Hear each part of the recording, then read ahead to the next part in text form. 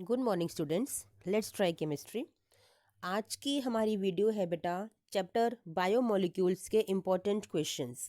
ठीक है, इस चैप्टर में से कौन कौन से इम्पोर्टेंट क्वेश्चंस हैं जो आपको एग्जाम में पूछे जा सकते हैं और हर बार पूछे जाते रहे हैं, हम उन टॉपिक्स को यहाँ पे कवर करने वाले हैं। ठीक है बच्चा, आपका एक क्वेश्चन यहाँ से बनता है क्लासिफिकेशन ऑफ कार्बोहाइड्रेट्स। ठीक है, इनके एग्जाम्पल्स और डेफिनेशन आपसे पूछ सकते हैं।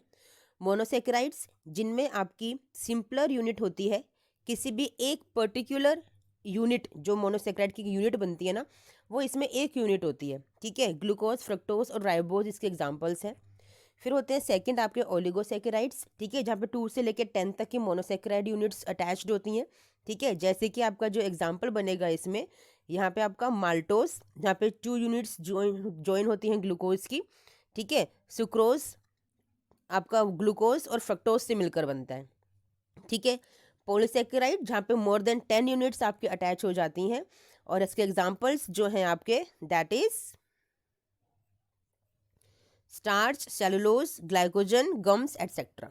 ठीक है बच्चा, इंपॉर्टेंट क्वेश्चन है। मैं आपको इस चैप्टर में से वही क्वेश्चंस बताऊंगी जो आपको करने ही करने हैं, छोड़ने की गलती बिल्कुल नहीं करनी है, क्योंकि क्वेश्चंस वहीं से आते रहे हैं और वहीं से भी आएंगे। ठीक है, क्योंकि क्या होता है ना, बच्चे पढ़ते सब कुछ है लेकिन एग्जाम में मार्क्स नहीं आते। क्यों? क्योंकि आपको पता ही नहीं है कि पढ़ना क्या है। तो मैं वही आपको बता रही हूँ कि आपको पढ़ना क्या है। ठीक है, एक यहाँ से 100% आपका इंपॉर्टेंट क्वेश्चन जो बनता है, जो आएगा ही आएगा, स्ट्रक्चर ऑफ ग्लूकोज से। ठीक है, जब इसके HI से रिएक्शन कराते हो तो पता चलता है कि एन हेक्सेन यानी कि नॉर्मल स्ट्रेट चेन है आपके ग्लूकोज की। ठीक है, रिएक्शंस को लर्न कीजिएगा लिख लिख कर। जब आप हाइड्रोक्सिल अमीन से रिएक्शन कराते हो तो यहाँ पे क्या बनता है आपका, ये ऑक्साइम बनता है, जो क्या बताता है आपको कि यहाँ पे एक कार्बोनिल ग्रुप प्रेजेंट है। ठीक है, जो कि एल्डिहाइड के अंदर होता है। सिमिलरली आपका हाइड्रोजन साइनाइड भी क्या बताता है, साइनोहाइड्रिन की फॉर्मेशन से, कि यहाँ पे कोई एक ऐसा ग्रुप है जिसके पास कार्बोनिल ग्रुप है। क्यों? क्योंकि जो हाइड्रोक्सिल अमीन और हाइड्रोजन साइनाइड होते हैं, ये आपके एल्डिहाइड कीटोन दोनों से ही रिएक्शन करते हैं, तो दोनों में ही कार्बोनिल ग्रुप होता है, तो उसकी प्रेजेंस को यहाँ पे बताया जाता है। अब ये कार्बोनिल ग्रुप है किसका, एल्डिहाइड का कि कीटोन का, वो बताएगा ब्रोमीन वाटर।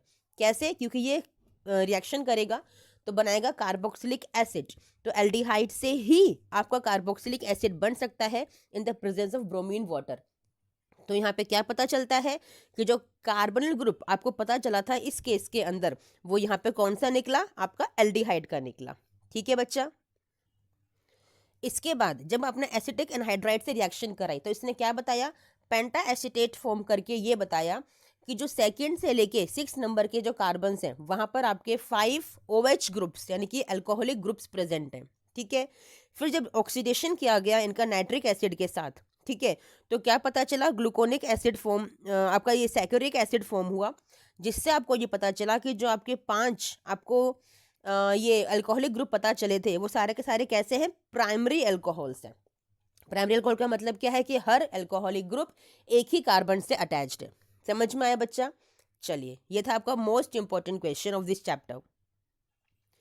इसके बाद आपका एक क्वेश्चन यहां से बनता है alpha D glucose and beta D glucose. ठीक है, अल्फा डी ग्लूकोज कौन सा होता है, जब आपका OH ग्रुप राइट साइड पे होता है, और बीटा डी ग्लूकोज कौन सा होता है, जब आपका OH ग्रुप ये वाला लेफ्ट साइड पे होता है। ठीक है, इसके बाद आपका एक क्वेश्चन बनता है ग्लाइकोसिडिक लिंकेज, ये क्या होती है, ये आपके दो मोनोसेकेराइड यूनिट्स के बीच में जो एक बॉन्ड बनता है ऑक्सीजन से attached, that is glycosidic linkage. Important question है एग्जाम के अंदर, जो आता ही आता है।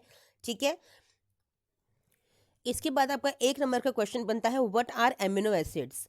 एमिनो एसिड्स वो होते हैं जिनमें एक अमीनो ग्रुप होता है और एक कार्बोक्सिल ग्रुप होता है, जो कि दोनों को दोनों फंक्शनल ग्रुप्स होते हैं। ठीक है, ये स्ट्रक्चर होता है आपके एक अल्फा अमीनो एसिड का। ये आपको 1 मार्क के लिए बहुत इंपॉर्टेंट क्वेश्चन है। इसके बाद जो क्वेश्चन आपका बनता है वो है essential amino acids and non essential amino acids. ठीक है, नॉन एसेंशियल एमिनो एसिड्स कौन से होते हैं, जो बॉडी को बाहर से लेने की जरूरत नहीं होती है, बॉडी में अंदर ही सिंथेसाइज होते हैं। ठीक है, एंड एसेंशियल एमिनो एसिड्स जो आपको बाहर से लेने की जरूरत होती है, बाहर से मतलब कि खाने में बैलेंस डाइट की तौर पे आपको लेने की जरूरत होती है, आपकी बॉडी में नहीं बनती है। इंपॉर्टेंट क्वेश्चन है, एग्जाम में डेफिनेटली आ सकता है।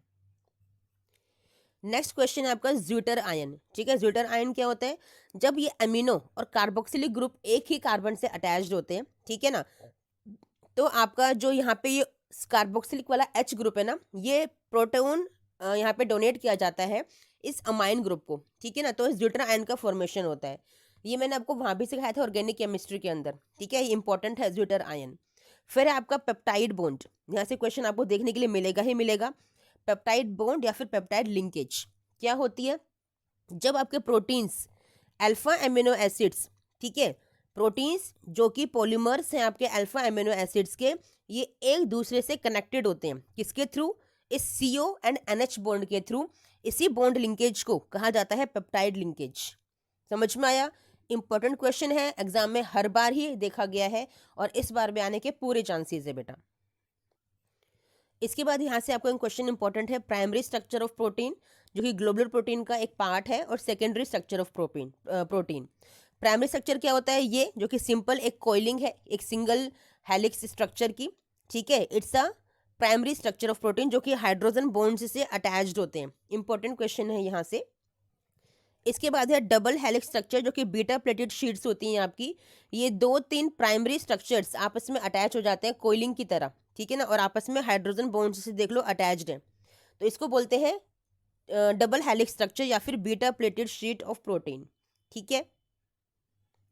Next very important question, denaturation of protein क्या होता है?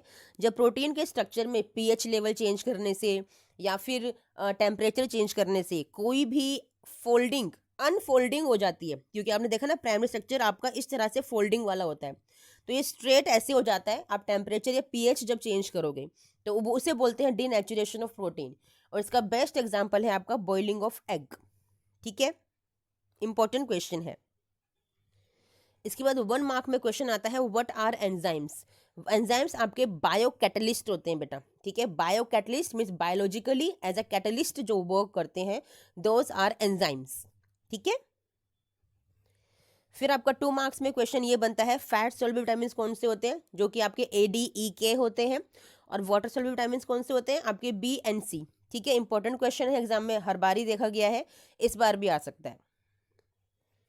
इसके बाद जो लास्ट टॉपिक एक इंपॉर्टेंट है इस चैप्टर में से, वो है what are nucleic acids and what are nucleotides, ठीक है। बस इस चैप्टर में से यही सब आपको करना है, इसके अलावा कुछ और करने की ज़रूरत नहीं है, आपकी मर्जी है आप करना चाहते हैं तो। लेकिन बायो का पार्ट जो है वो आपको मोस्टली स्किप करना है, केमिस्ट्री के पार्ट पे फोकस करना है खाली इस चैप्टर में से, क्योंकि वही आपके केमिस्ट्री के एग्जाम में, बोर्ड एग्जाम में आपको देखने के लिए मिलता है, ठीक है। बहुत इंपॉर्टेंट क्वेश्चंस मैंने आपको बताया बच्चा, इनको अगर आपने कर लिया आपका 100% चैप्टर रेडी हो जाएगा फॉर केमिस्ट्री एग्जाम, ठीक है। चलिए मिलते हैं नेक्स्ट वीडियो में, टिल देन थैंक यू बच्चा, बाय।